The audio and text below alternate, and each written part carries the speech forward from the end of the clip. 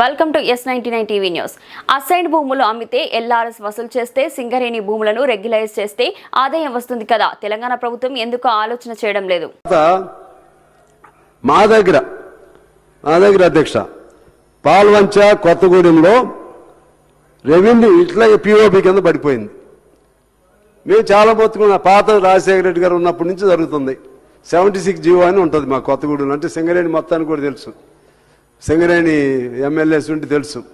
76 GO అంటే మీకు కూడా తెలుసు సార్. అది 76 జీవో అంటే ఏంటంటే సింగరేణి ల్యాండ్స్ని మామూలు వాళ్ళు ఉంటే దాన్ని రెగ్యులైజ్ చేయటం.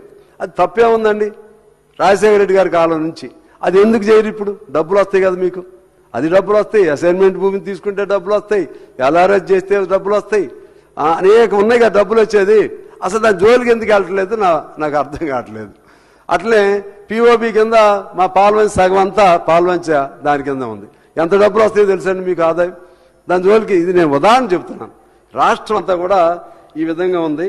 అందువల్ల దీనిలో రెవెన్యూలో మాత్రం మీరు సీరియస్గా ఆలోచన చేసుకోవటం మంచిదనేది నా అభిప్రాయం.